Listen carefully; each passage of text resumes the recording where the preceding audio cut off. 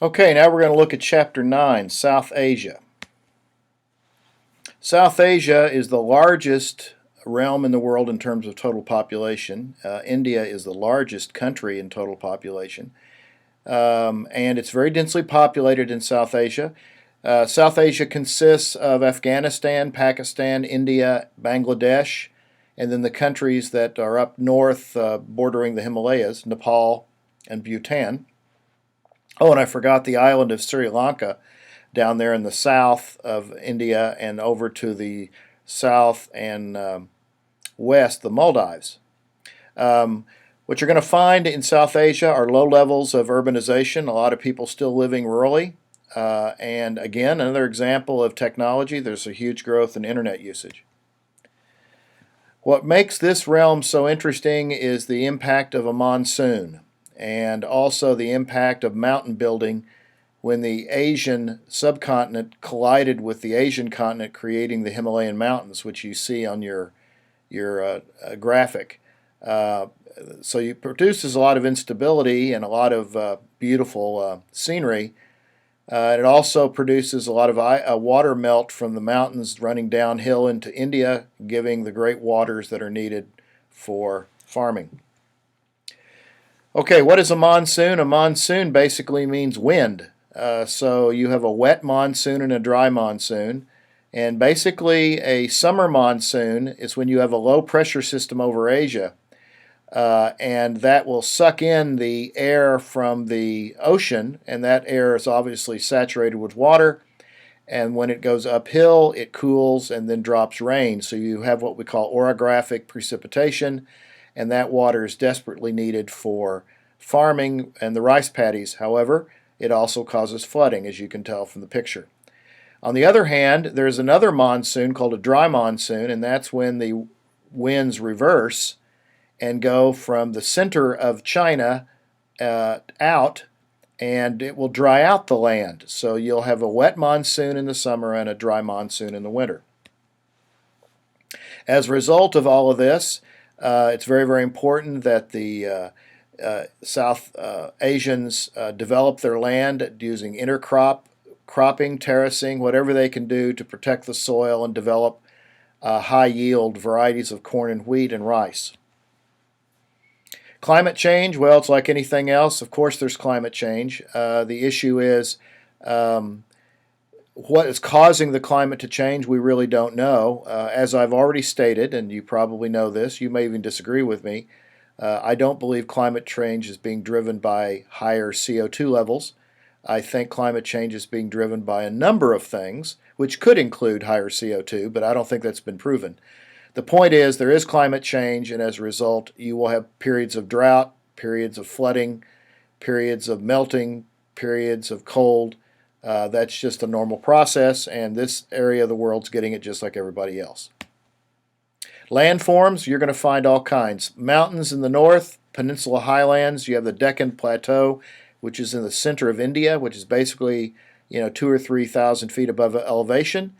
Then you have the plains of South Asia, where you have most of the farming lands and the great rivers that run through. Again, the problem in South Asia has to do with flooding, especially if the summer monsoon produces too much rain. That happens primarily in Bangladesh and in Pakistan along the rivers. As you can see in the map, that's a picture of Pakistan and the Indus River that runs from the north down through Pakistan and empties into the Arabian Sea. So from time to time that floods, and so you benefit from the flooded land for rice, and you sometimes suffer. Big problem in South Asia is energy and mineral resources. This part of the world has a lot of that, but the problem is to get the minerals out of the ground, get the energy to the people so that they can live in a productive way and to be safe and healthy, fresh water, those type of things. As you'll notice, one of the problems in their water is arsenic contamination, and so they're doing things to try to stop that.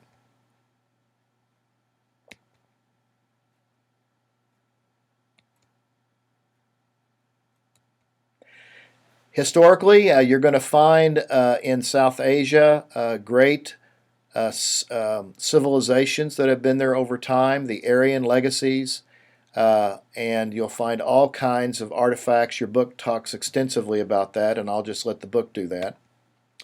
Here is another slide showing you the different empires, the different time periods of these empires.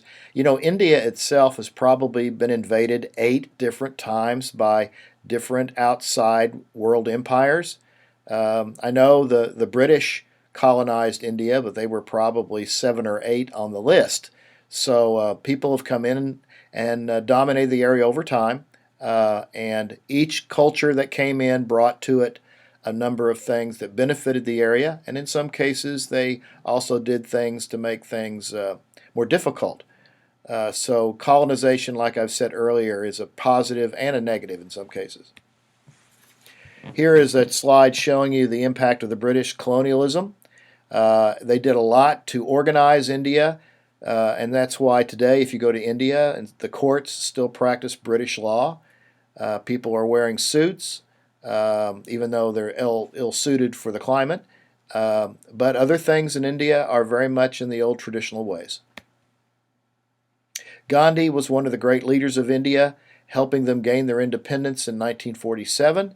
There are 2 major religious groups in India, the Hindu faith and the Islamic faith, and those 2 are loggerheads a lot of times, and so that's an issue and a problem.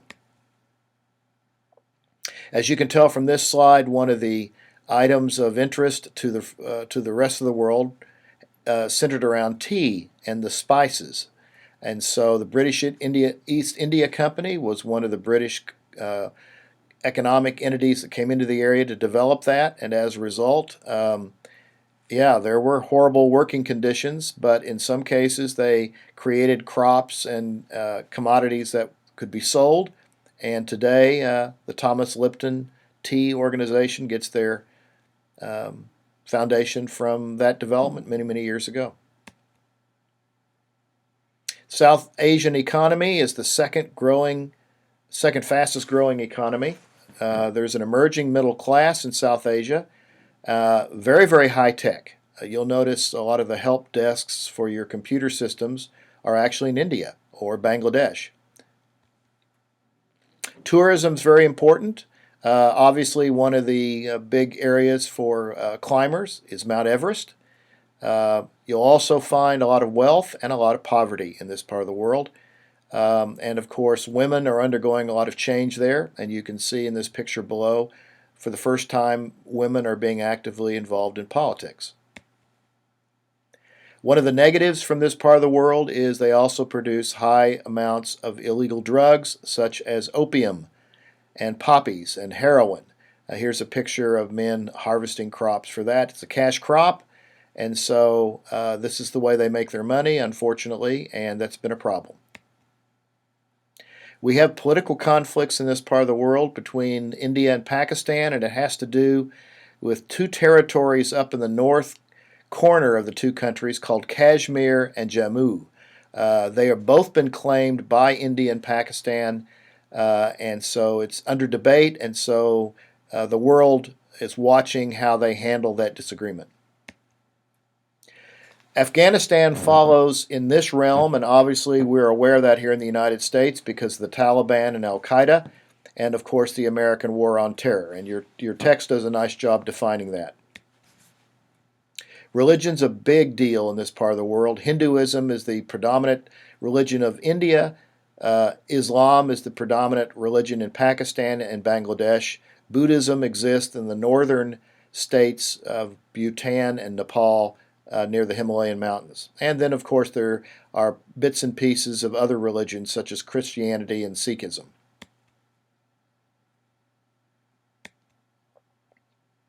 Obviously, a lot of diversity in this part of the world. There are over 1,600 different languages spoken in South Asia.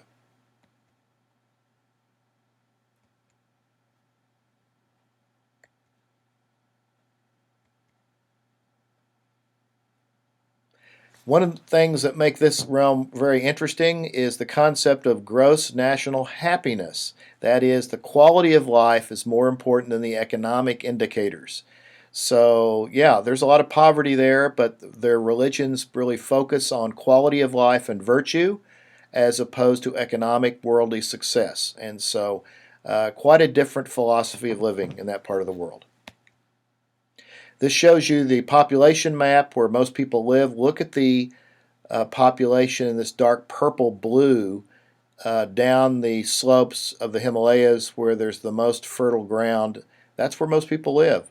Um, Obviously, where it's drier and higher in elevation, the fewer people live. But obviously, from this map, you'll notice the population is really spreading out. 1.6 billion people.